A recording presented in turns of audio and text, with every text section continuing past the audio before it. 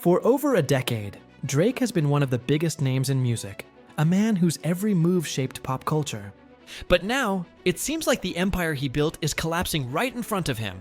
From legal losses to public humiliation, from being mocked by peers to losing the respect of fans, Drake's downfall feels like watching a slow-motion car crash. How did one of the most untouchable artists in the world end up here? Today, we're breaking down exactly how Drake lost everything, and why it's become so hard to watch. Back in the early 2010s, Drake was the soundtrack to so many people's lives. Songs like Marvin's Room and Take Care connected with millions who saw themselves in his lyrics. Fans loved him not just as a rapper, but as someone who wore his emotions openly. But somewhere along the way, that same vulnerability turned into something else. Something many now call corny. Fake and out of touch. Recently, Drake has found himself in one of the worst chapters of his career. After his explosive feud with Kendrick Lamar, he didn't just lose the rap battle, he lost credibility, fans, and even a legal war that made him look desperate. For months, Drake has been fighting against Universal Music Group, his own record label, claiming they were part of a plan to destroy his reputation. According to Drake, UMG allegedly used Kendrick Lamar as their puppet, orchestrating the brutal diss track. Not like us to publicly humiliate him, Drake believed this was all about control, that UMG wanted to push him out before a big contract renegotiation. But when the case reached federal court, the judge didn't just dismiss it. She threw it out entirely, calling his claims baseless. Fans who had been clinging to hope that Drake would somehow turn things around were stunned. It was the final nail in the coffin for what's been the most embarrassing year of his career. And that's saying something, because the Kendrick battle already left him wounded. The moment Not Like Us dropped, it became one of the biggest cultural moments in modern hip-hop. Everyone, from fans to casual listeners, was chanting lyrics calling Drake a PDF, mocking his alleged inappropriate relationships with minors. It was brutal and it spread everywhere. Suddenly, parties, clubs, and even social media were filled with people laughing at him. His once cool image had completely flipped, but instead of staying quiet and letting the storm pass, Drake did the one thing that made everything worse. He kept fighting. He stayed online, trying to spin the story, posting cryptic messages, and promising his fans some kind of red button revelation that would supposedly expose UMG and Kendrick. But nothing came. Instead, he filed a massive defamation lawsuit claiming that Not Like Us and its distribution were illegal, that UMG used bots and manipulated radio to make the song go viral. He said the record put his safety at risk, that it was damaging his mental health, and that it was unfairly targeting him. But the irony was hard to ignore. This is the same Drake who spent years taking shots at other rappers, mocking their personal lives, and profiting off of diss tracks. Now that the tables had turned, he couldn't take it. Even fans who defended him started to admit it looked like a sore loser move. What some called the biggest Karen move in hip-hop history.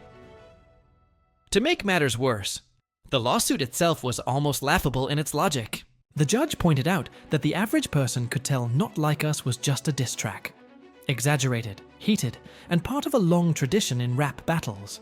No reasonable listener, she said, would actually believe Kendrick's lyrics were literal accusations. In other words, it was obvious to anyone that Drake wasn't being accused in a court of law. He was being clowned in a song. The court also highlighted something Drake probably didn't expect. His own words came back to haunt him. In his rebuttals and countertracks, he'd made plenty of wild accusations himself, including claims that Kendrick abused his wife, that she had an affair with his best friend, and that their child wasn't really his. The judge made it clear, Drake was just as guilty of using exaggerated, defamatory language in his own music. But what really hurt Drake's public image was when parts of his personal life came back into the spotlight. In the court documents, references to his uncomfortable friendship with then 13-year-old actress Millie Bobby Brown were mentioned, reminding everyone of a moment that had already sparked massive controversy years ago. Back then, Millie openly said Drake texted her often, gave her boy advice, and told her he missed her.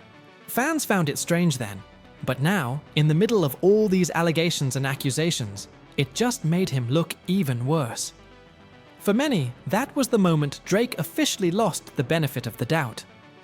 The guy who once seemed like a relatable superstar now came off as a man desperately clinging to relevance, surrounded by controversy, and refusing to take accountability for anything. Even his longtime celebrity friends started to distance themselves. Reports surfaced that LeBron James and other figures in the culture weren't really rocking with him anymore. And in hip-hop circles, he was being called out by people who once admired him. People saying that Drake had become everything he used to mock. At one point, Drake's own fans started to realize just how far things had fallen. On social media, they admitted they'd been misled by his cryptic live streams and empty promises. He'd been teasing some mysterious red button, claiming it would reveal the truth behind the entire UMG conspiracy. But when he finally dropped his album Iceman through multi-hour live streams, it was flat. Fans described it as boring, uninspired, and hard to watch. Even his most loyal supporters said it felt like a desperate attempt to stay relevant, rather than a creative comeback. What made the situation worse was that Drake seemed unable to move on. He kept referencing the beef, taking subtle shots at Kendrick, acting like he had more secrets to drop, when in reality, the world had already moved on. Kendrick had walked away victorious, J. Cole had bowed out gracefully, and Drake was the only one still talking about it. He just couldn't let go, and that's when it hit fans. Drake wasn't the same confident artist who once believed he was untouchable. The man who once dropped, "If you're reading this, it's too late, and nothing was the same," without fear of judgment, was now obsessed with how people saw him. Every move he made screamed insecurity. From filing lawsuits to doing podcasts in bed with internet influencers like Bobby Altoff, trying to seem cool again. It was a long way from the Drake who used to dominate the charts effortlessly. Musically, things weren't looking good either. Since the feud, he's released over 30 songs, and barely any of them made an impact. His only mildly successful track, Nokia, didn't even reach #1. It came and went within weeks, forgotten almost instantly. The same fans who once hyped his releases were now criticizing his sound as repetitive and uninspired. Even UMG reportedly wasn't interested in renewing his deal under the same terms. They already own the rights to his golden era catalog, up to 2018. The music that made him who he is. Everything since then? Not nearly as valuable. And that might be the biggest truth of all. Drake is almost 40, and the magic that once made him unstoppable seems gone. The cocky confidence that made his earlier albums so addictive has been replaced with paranoia and self-doubt. Instead of letting his music speak for itself, he's trying to force people to believe he's still on top. But the harder he tries, the worse it looks. In many ways, Drake's downfall is a lesson in ego. How an artist can go from being loved to being laughed at, simply because they refuse to let things go. He could have stayed quiet after the Kendrick beef. He could have disappeared for 6 months, rebuilt his image, and come back stronger. But instead, he doubled down on the drama, chased every rumor, and ended up losing everything. His respect, his influence, and maybe even his identity. Now, his latest album rollout feels directionless. Fans are confused, critics are unimpressed, and even his most loyal supporters seem unsure whether they still believe in him. The red button he promised never came. The billion-dollar lawsuit he filed went nowhere. The empire he once controlled feels like it's crumbling. And the saddest part, he still doesn't seem to realize that the more he fights it, the deeper he sinks. Drake used to be the voice of an entire generation, the guy who made vulnerability sound cool, who could make a hit out of heartbreak. But now, he's become the example of what happens when an artist can't stop chasing validation. Watching him lose everything, from his court battles to his cultural influence, isn't just hard to watch, it's tragic. Because deep down, it's a reminder that no matter how big you get, no one stays untouchable forever.